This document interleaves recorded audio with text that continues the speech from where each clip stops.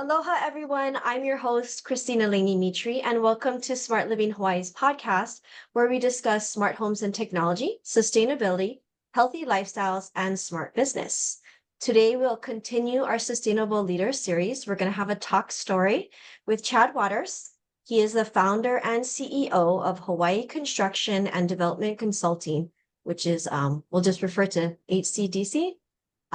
We'll hear about a developer's journey to sustainability and finding his true passion in green and sustainable building and development here in Hawaii.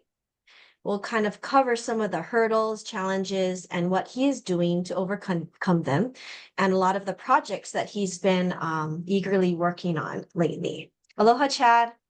Aloha, Christina. Thanks for having me. Thanks for joining us. I know you're been under the weather here, but we're gonna power through this. So before we begin, I'd like to share a little bit on Chad, but I think most of our conversation on his history is going to be through our podcast here. But he does have over 25 years of experience in real estate and development industries. Chad combines proven strategies and progressive visions to create smarter, more sustainable solutions for building here in Hawaii. And during his downtime, he enjoys spending quality time with his family and friends, and he strives for a good work-life balance. He looks for inspiration from nature when he goes hiking, and he loves stand-up paddling and canoe paddling. So let's begin. Let's see. I always start with the background. So where are you from? Well, that is a great question. Very interesting story here. So my dad in 1972, I was two. I was born in Los Angeles, and he kind of in that hippie generation and he got out of the military. So he was there for the Vietnam War, came back and decided he didn't want to participate in the rest of the society. So he threw me in a U-Haul truck with $20,000 in his pocket, and we drove north from Los Angeles until he could buy 40 acres for $20,000. Do you know how many hours it took and how far north of Los Angeles we went?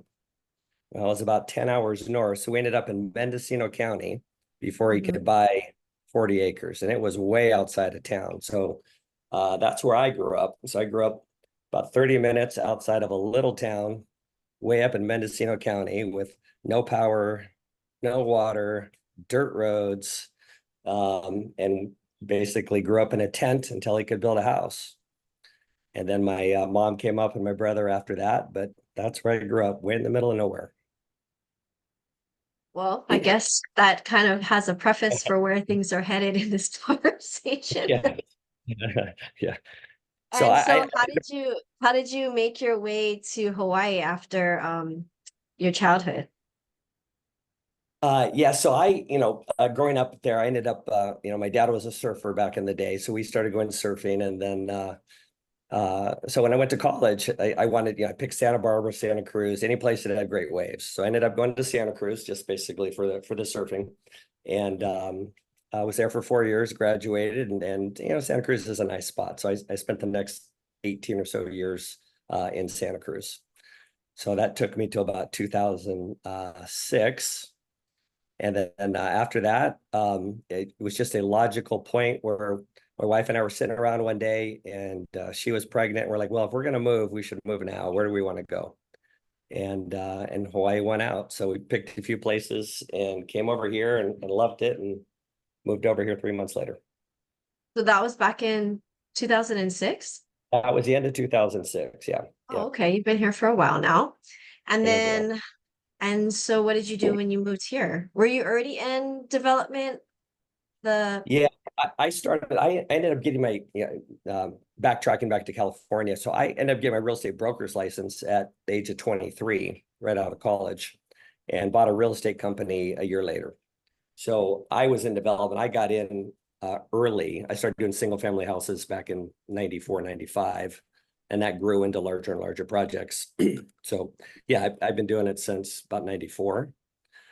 But the real estate development market, the crash happened early on the development side in California, like 2006. It kind of didn't hit Hawaii till more like 2008, 2007, 8. So I stopped projects at that time. I didn't have any other projects happening. So when I came over here, first day, of coming over here, I was walking back. So I lived in Lanakai. I was walking back from Kalapawai, and I see all these people with paddles, like hundreds of them, and I didn't know what they were. And I see these canoes on the beach. I had no idea what outrigger canoe paddling was, but it looked fun. Yeah. And I walked down there, and he said, "Well, this is the novice group. You want to join?" I said, "Sounds good to me." So I went and paddled every day, walked on the beach every day. I took about a year and a half off at that time, and just kind of enjoyed Hawaii and had a new baby. And so, yeah, that was kind of my experience and how I got here and what I did. After about a year and a half, my wife kicked me out of the house. He said, "You're driving me nuts. Go find something to do." And I said, "Well, I can't do development. I mean, development is the peak of the market. It's not the right time to get a new project." So went down to the foreclosure auction. That's what I did every day at noon. So that kind of launched a 4 or 5 years of craziness at the auctions. If you remember how much fun that was for about 5 years. And when you did that, what were you just acquiring property in? Oh, so yeah, it started. It was they were all basically fix and flips, and had to learn Hawaii. The laws are fairly similar to California in terms of foreclosures, but I had to go down and learn the process. Learn what was happening. So after about a month, I bought the first house, and then we bought about 1 or 2 a month. Fixing it up, selling it, and that grew. Within about a year, we were bidding on every island every day. So, Mm. Kona, Hilo, Maui, Kauai, and here. And we had probably buying 1 to 2 on each island a month. So I think we got up to about 10 purchases a month Wow. at the peak. So yeah, remodel it, sell it, do it again. And then what moved you? Did you have other projects going on after that? Like that were, I think you started doing more bigger things after those?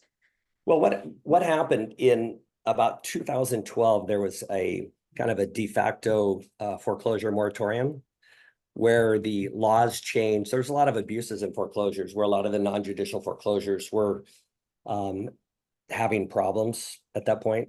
And some people were getting foreclosed on probably unfairly. And so they just rewrote the rules. And what happened is they had to start over. So out of all the foreclosures were there, all of the lenders pulled all their foreclosures. So there weren't any auctions for about 8 to 9 months in 2012. And so we worked through the ones that we had. But after that, the market was kind of changing at that point.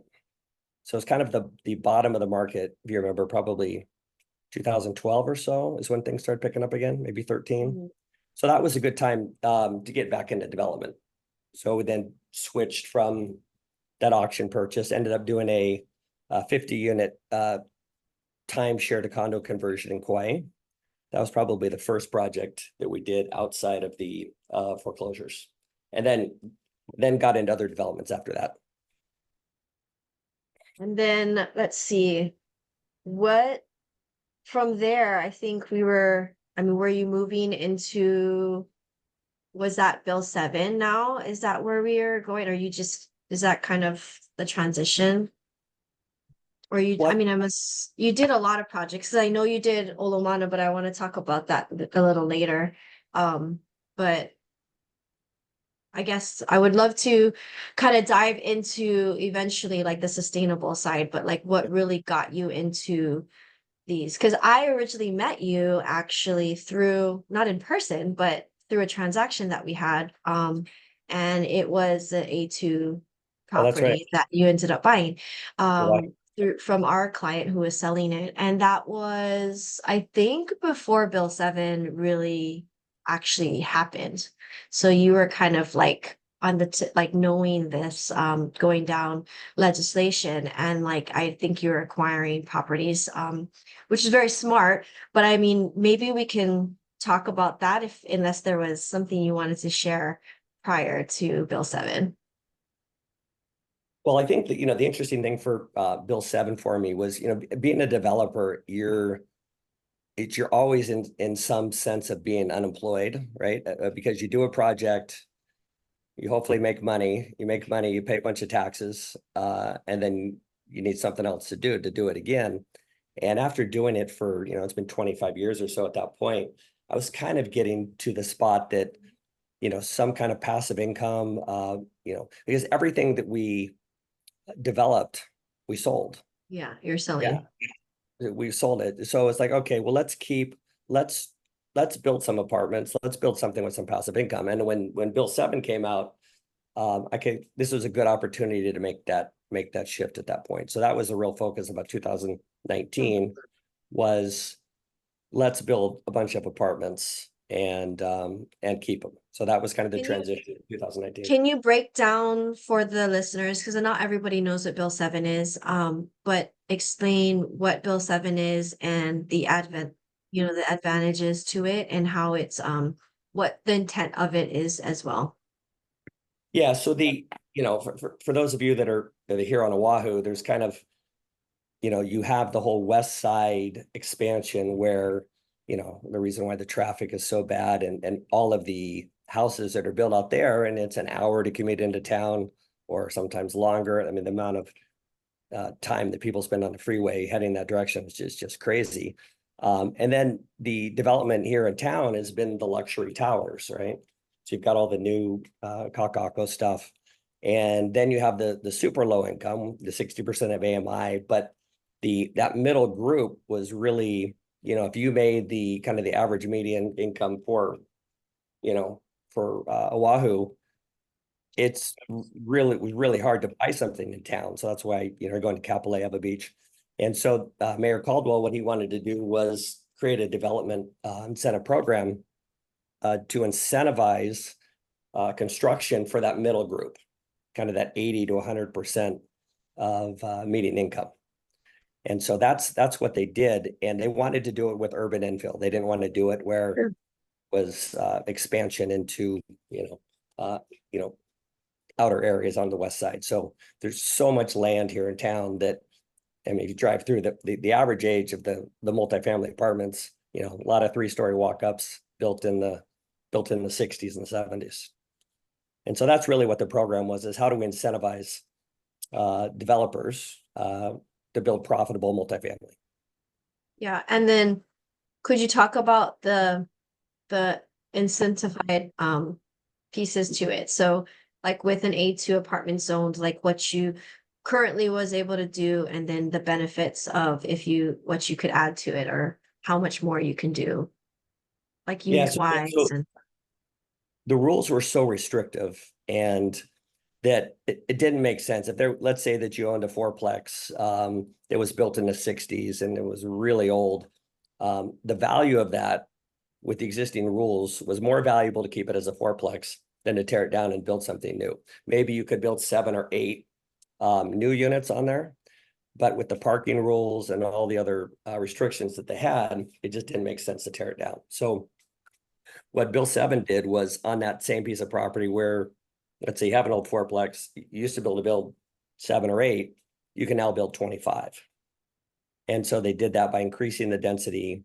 In order to do that, they had to increase the height, decrease the setbacks, and provide other incentives for that. So it just made all the difference in the world. and With parking, right? Yeah. parking as well. That's right. Yeah. So they eliminated any parking requirements. Yeah. So he kind of went down that road of working with investors and different people to acquire these properties, and but with a twist on what he could do to them on the green side. I'd love for you to share some ideas that you have to make these not only affordable housing type of products be also green. That would be helpful to share as well. Yeah, so that's an interesting story, and it's kind of goes back a long way in terms of how I got to it. But so when I decided to do the multifamily and the Bill 7, I said, okay, well, how do we do a net zero building on the energy side? And so I'm sure you've seen there's some net zero houses that are here, right? Where people say, or there's not actually that many net zero buildings. But there definitely are no net zero multifamily at all, right? And I said, well, okay, well, this shouldn't be that hard to do. Let's figure out how to do it. So we designed the first building, went out to 3 or 4 of the different solar companies, said, okay, how much power can we produce on this building? And it came to, by the time they laid it out, it was about 20% of the power that we needed for the entire building. I said, well, I want to get to 100 and you're at 20.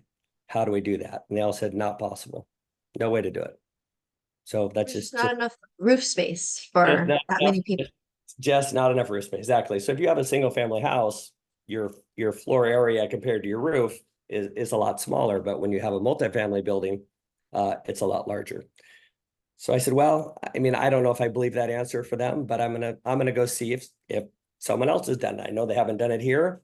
They said, well, what about California? Have they done it? Or where else in the world have they done a net zero multifamily? And there were a few good ones that are out there. But it was still different than Hawaii because our needs here for power are completely different than needs in a colder climate, right? Our air conditioning is obviously the number one power draw that we have here. And what I was told to do was, well, if you want a net zero building, just eliminate the air conditioning and eliminate all the needs, basically all the power uses that people want, and make this generally crappy building so you can call it net zero, right? That nobody wants to live in. And I said, oh, I'm not going to do that. So that, kind of led me down a couple year path of how do we get it to net zero and also produce a great building. So we went, to make a long story short, we went from 20% of the power, right? So being 80% short to being able to produce about 40% more power than the building needs. So we're at about 140% of the power of the total building. So we're excited to see that. I mean, those are in the engineering models. That building has not been built yet, but it'll be built soon.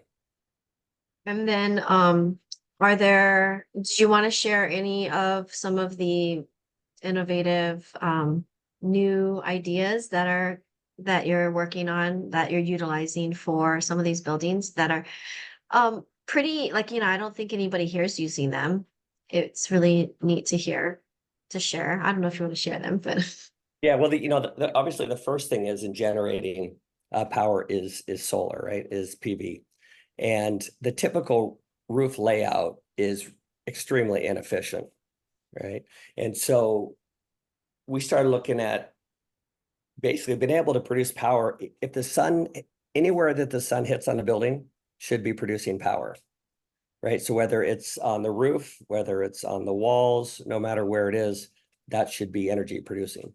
So there is a new industry called BIPV, which is building integrated PV panels.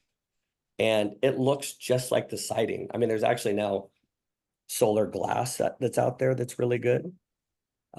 So that's kind of where we started, was we need to make sure that every single surface of this building is producing power. So that was a huge step right there, but that still didn't get us all the way there. The second thing that did get us there is the wind side of things. Hawaii has great wind resources, and those weren't really being captured unless you look at the big turbines up in the North Shore, which are just hideous. But the technology in the last 10 years or so for vertical wind turbines has just been tremendous, and especially with Hawaii with the resources that we have. So all of our buildings now have wind turbines on the roof. They're about 10 feet tall on average, but produce a lot of power. That was a great addition to the power generation. and then it's like two sources, wind and solar. So that's kind of cool too. People always say, well, what happens if the sun isn't shining, right? Well, if the sun's not shining, the wind's going to be blowing, and it really complements itself because you get the solar production during the day, but you get the wind pretty consistent. So That's makes true. makes a big difference. You really need to have both. So And so then, that was the biggest thing. yeah. And then, I don't know if there's anything else you'd like to share about this specific product, but we can definitely dive into some of your other ventures that you're working on. Yeah, I mean the whole net zero building is an entire podcast in itself. I mean, I mean, I think I did a presentation. Were you at the green Yeah, building? that's Yeah, that's how yeah. I think we reconnected. I, Actually I met you did in a, person.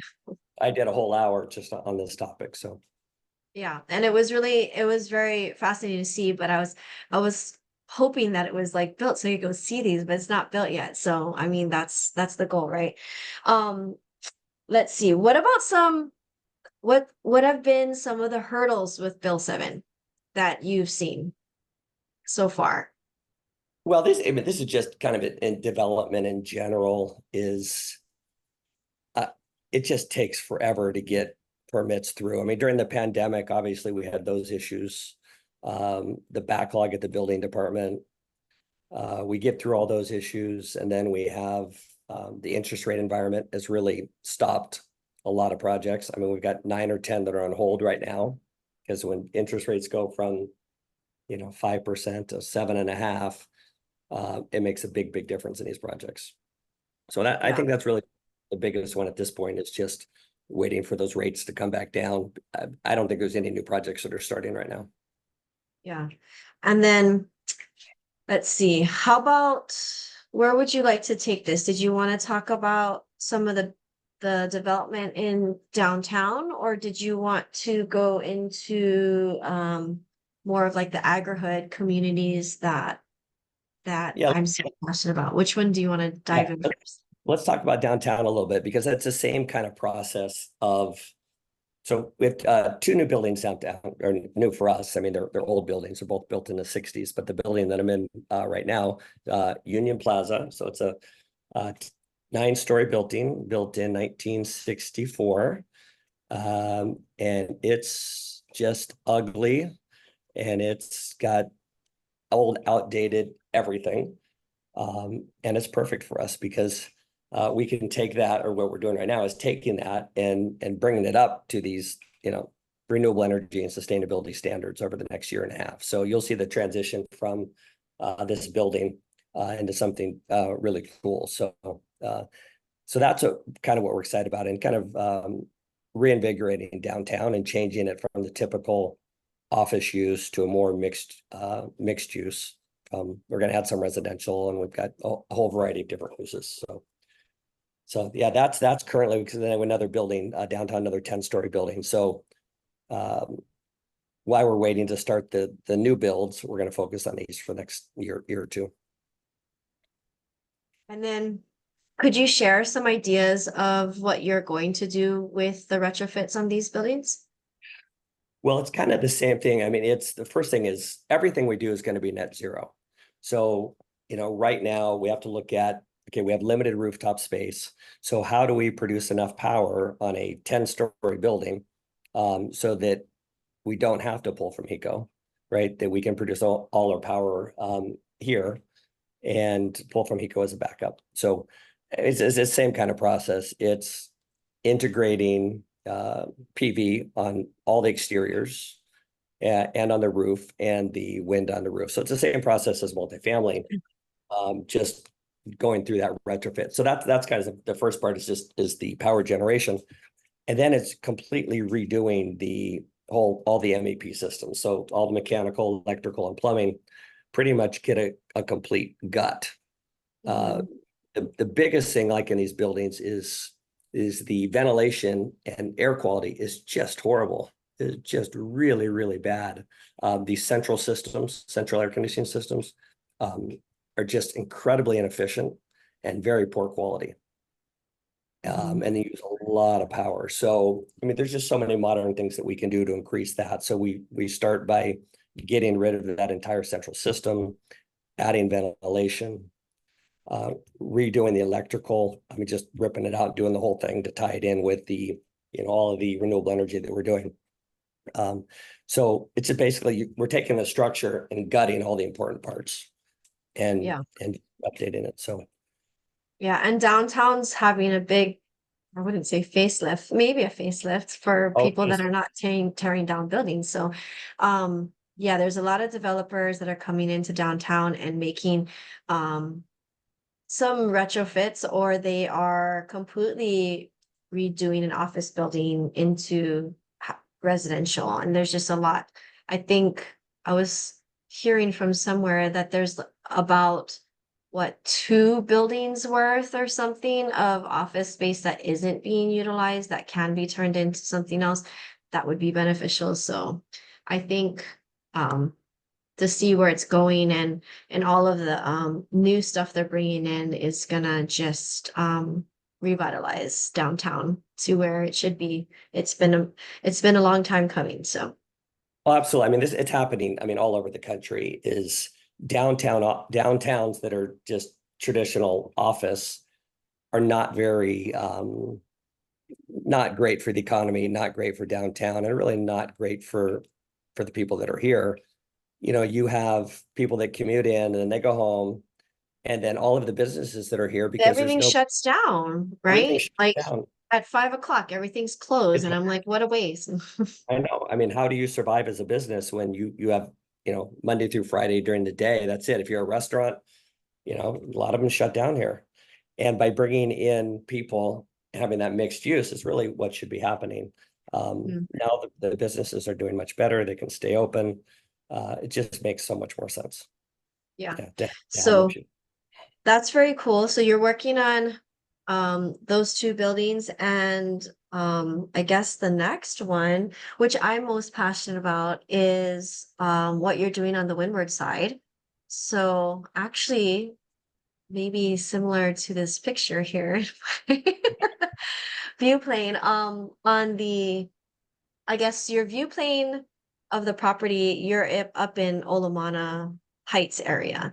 So could you start with the initial subdivision that you worked on and then how it's evolved into what you're still doing today? Yeah, sure can. That was 2014, and there was I think it was 60 something acres, completely uh, raw land. Most people, I didn't even know that it was private property at the time. I thought it was, you know, city and county or state owned land because there was nothing there. It's on the Malca side of the old highway, and pretty much everything on that side is state owned property. And there was this large chunk, and it wasn't preservation and it wasn't conservation. It was zoned Ag 2, and really nobody that I knew, even people that have been in Kailua forever, they thought it was state land. So it came up for sale, and we bought it in 2014, and got it approved for 23, pretty much 2 acre lots, all Ag 2. So did those improvements, took a couple of years, about 2015, 16. Then we started selling vacant lots about 2016. Yeah, So for the those of you who don't know that area specifically, it's similar to, I would say, Norfolk kind of area where those homes that have been more established and they're settled, they're like about 2 acres to kind of similar stature, but was all vacant lot when they sold it. Exactly. And this kind of reminded me, so where I grew up in Mendocino County, I ended up growing up on 100 acres, and we had our own power, our own water, our own food, our own gardens. I'm very, very self-sufficient. And I don't think I appreciated it at the time until coming here and then having, raising my family here. And when I saw this project, I said, I definitely could live here. I want to live here. This is where I want to raise my family. So it was always something very personal for me. And as we got into it, we got a lot of the criticism. You get the criticism of the gentleman farm, right? And you can see that all over where they take pieces of, Ag 1 or Ag 2, put a big house on it and don't do any farming. And from the beginning, that's what we didn't want to do. We wanted to create an agricultural, upscale, I wouldn't say a luxury community, but definitely an upscale agricultural community where farming was part of it. So that was really our intent going in. And it sort of worked and it sort of didn't in that first phase. So yeah, so that's, I mean, so now we sold out the first 19 lots. We still have 17 acres left in the second phase. Then we're going to do something different than the first phase. So So, could you share a little bit more about the 17 acres and also some of the laws that have come into place with the farm units? I don't know exactly the right dwellings, farm dwellings, things like that, because I don't know if everybody really knows about that. But yeah, why don't you share your vision for where you're headed with this one? yeah, so I'll tell you kind of the fundamental problem with where things got sidetracked with an agricultural community is, so we basically had two options in an agriculture community. One is to take on the agriculture as part of the association and do it as a collective, or leave it up to everybody individually. So we decided in the first phase to leave it up to them individually, but mandate that they did it, that they had to turn in an agricultural plan to the association. But when everybody went to get their building permits at the city does not enforce their own rules on basically doing ag on agricultural land. The ag plan in the city, there's a one line that says, what is your ag plan? And people write fruit trees or garden, and that's it. There's no requirement to actually do anything. And therefore, when they get their permits, they go, well, we don't have to do anything. The city and county says we don't have to do anything. State doesn't mandate us do anything. So the association, you can't tell us what to do either. So some people were doing something, but there's no enforcement of doing ag on ag land, which was a little bit frustrating on that side of things. So not much is happening on the agricultural side up there. So kind of didn't fulfill that vision of what we were originally wanting to do. On the second phase, we're going to do it completely differently. So we can talk a little bit about that, but that is kind of the frustration with people just Yeah. building big houses on ag land and not doing anything with it. So Well, and I think the community as a whole, just that's one of the hurdles that we face, right? It's like it's this that's the intent, and then people get upset because this is the outcome of what's happened with a lot of land, a lot of ag too, right? Where it's really should be farming and they should be doing these things. And then there's just loopholes around it that everybody will find and try to find out, like, well, how can I use this land to my benefit? And now I think we're getting much more zeroing in on how do we utilize it properly. And I think that's where I was like really excited to hear, like the transition that you're seeing, because you had to go through this process and see how it unfolded to realize humans will be humans and people will take advantage of whatever they're going to do to get the outcome that they want.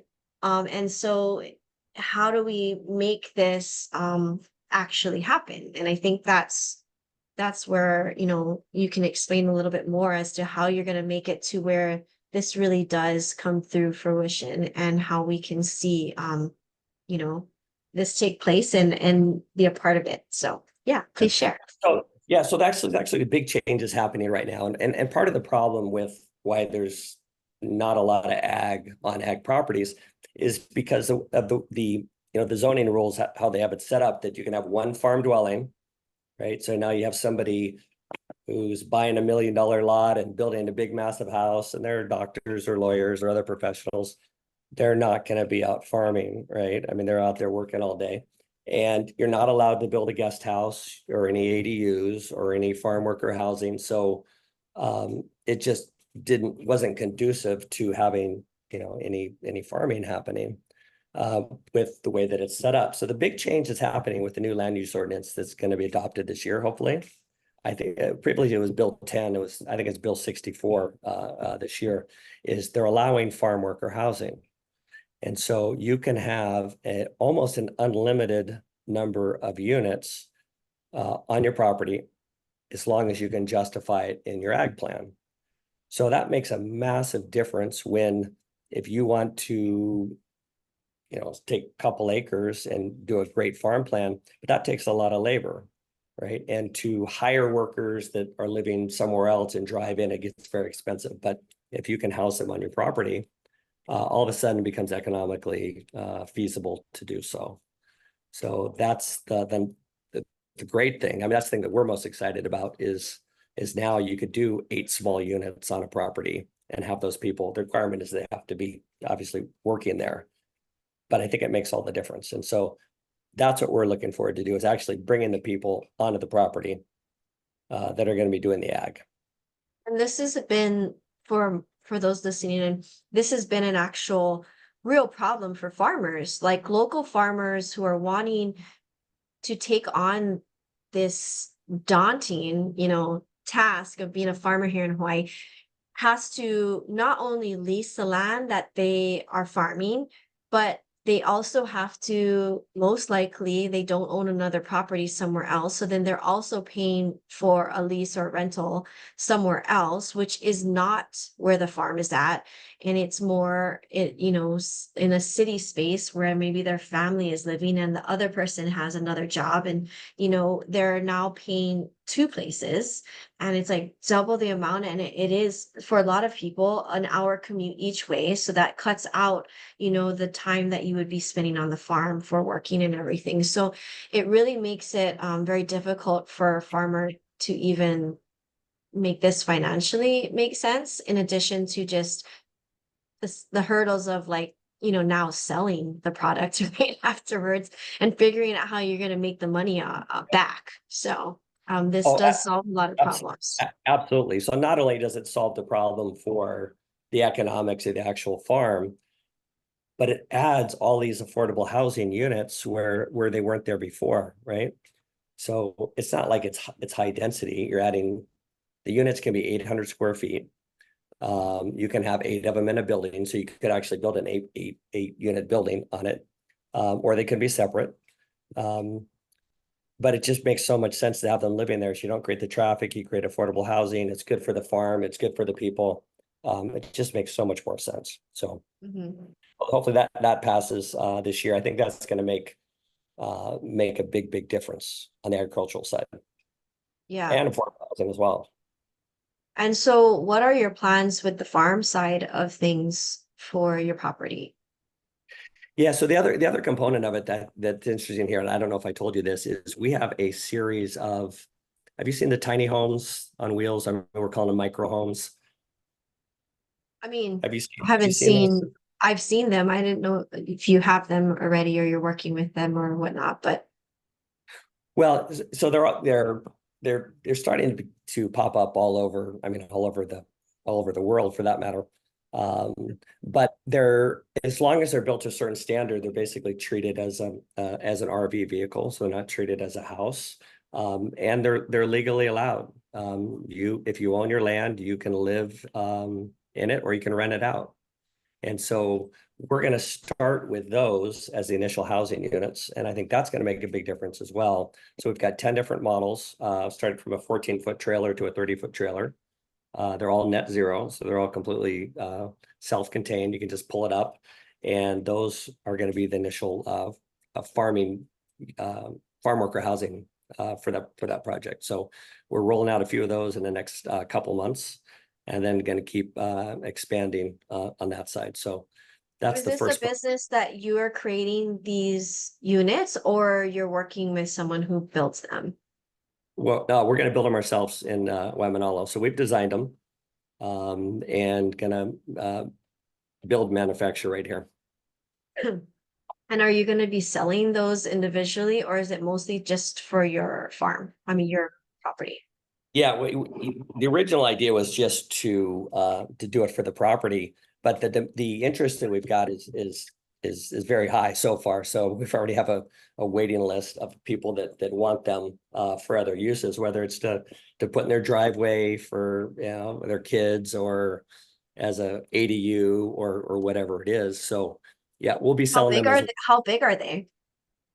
well. The largest one is about 400 square feet, maybe 450 square feet. So it's got a loft. They're 2 stories, so they're 13.6 tall. So that one is a 30-foot trailer. So it's got a full kitchen, it's got a bathroom, and it's basically got 2 bedrooms.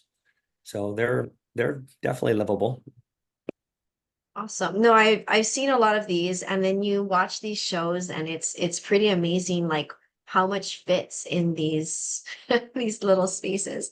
So, I mean, Well, you also, I was working with another person who was building like small footprint living, but they were like ADUs, but they were, it's just, it's really neat to see all the different innovations on how to like be so compact with everything. So, I mean, and it works. And then I think, things even pop out. I don't even know, some of them like they pop out bigger. It's, yeah, it's kind of cool. Or like shade and awnings. I mean, there's just so much that you could do, especially in Hawaii, because you can like have like the indoor outdoor living. So it makes it more like actual user friendly versus just being confined into that one little space. So yeah, absolutely. I mean, we definitely use it. It's small inside, but we make it so that there's a lot of outdoor living adjacent to it as well. But it makes you realize how much stuff you really don't need in your life. You know, how much do mhm. you really need? And there's so many people that are living so happily in small spaces. And so Well, stuff does add stress and yes, it does. extra headaches. So, I mean, people are paying so much just for storage. I was just talking to a new client of ours. They're paying over $700 a month for a storage unit, which is probably the size of one of these Well, things that you are building. And it's insane to me that they're paying as much as someone would pay for like a studio or something. I don't know. Well, that's interesting here because the building downtown, you know, we're looking at it, and an office is about $2.50 a foot, right? So to actually to rent a place to do your business is 250 foot. But do you know what people pay for storage to store their junk? Probably Four way and more. $5 a foot. It's No, crazy. and they're paying so much. Like I couldn't, it just, I mean, it seems probably close to how much they're paying chipping in for rent wherever they're staying. So it's like, Well, at what it's point is what you have worth that much at the end of the year? I mean, I start to wonder. so we've created storage. We're turning offices into storage units, and Well, people are paying way more for storage than they pay for office, even for the places that they live. I mean, I guess that's a great thing to do until you completely redo your place. Yeah, I mean it's the demand is there for sure. So, you know, That's if people crazy. want to pay us $5 a foot to put their stuff here, that's fine. Take it. So, regarding farming, so are you currently are farmers working with you right now on your land? And could you kind of share how the 17 acres will probably be divided up in visually, just I mean a description of it visually for people? Yeah, yeah. So the objective up there. So we've started. We're calling it the Olamana Farm Collective, and kind of the idea with that is to have. So we have the first handful of farmers. We're kind of doing some trials up there right now with that, and everybody can take whatever chunk of land that they want, whether it's a quarter acre, a half acre, an acre, as long as they're doing something with it. So they basically they present the plan to us, and somebody like, for example, one person wanted to do chickens, so they did chicken tractors, and they wanted to build them and do that. I said, okay, great, that's a great plan. Somebody else wanted to grow, greens and different things, or somebody else wanted to do a whole variety of different things. So we're looking for a variety of different products that are up there. And so we basically joint venture with them on that land. So we help them with their business plan, get them set up there. Uh, Moving onto the land is going to be the next step. I mean, right now they're just farming different sections. And the idea of having a farmer's market down here in downtown. So what we're setting up with this building is to have a farmer's market 3-4 days a week where all that product can be sold down here to Can you make it. do a commercial kitchen at your place? Yes, we actually are doing. We're renovating the entire down floor. Right now, there's 2 restaurants and a few other things, but we're going to add some additional commercial kitchens down here. Yeah, Absolutely. because that is another space where I think there's high demand, especially for farmers and people that are taking, like local food production and then they're making food, right? And there's a shortage of of commercial kitchens that people can even rent out. Like it's like a rental space too for people. Well, So all of the food trucks obviously need a commercial kitchen. That's the next project, is taking the tiny home and actually making a tiny home food truck where you can actually have a food truck and live in it at the same time. And then you can be certified interesting. with our kitchen here. So just imagine the food truck people. I mean, they have to pay for wherever they take it, but then they got to drive home at night. Uh, it's going to be, I think it'll be, well, there's a lot of demand already of people saying, wow, I can live there and work there in my food truck, and I could take it wherever. I could take it up to the North Shore. I could take it to, wherever it is, and it's open for business. Yeah. And Huh. we don't need any Interesting. other connections. We don't need any power connections. We don't need sewer. We don't need water. It's all self-contained. So, that's very cool. Let's see. We're kind of heading into our hour, but is there anything else that you would like to share that we haven't shared? I really just wanted to showcase all the different innovative things that you're doing in this space now and how yay, it's in Hawaii and that you're doing this here in Hawaii because I know that there's developers all across the country doing some of these amazing agri communities and projects and net zero, you know, things that are just not here. And so to get them here, I am working on that with some developers, but it's hard to break into Hawaii. And hopefully with the things that you're doing, it will open the doors. I would really like to see there's a lot of people that are working on affordable housing and how we can integrate what they're doing and still keep within budget. Some projects that can still be green and affordable. I think that's where people just think that's just going to be impossible to do. So I think those really unifying all together and making it more of that holistic regenerative type of product would be ideal.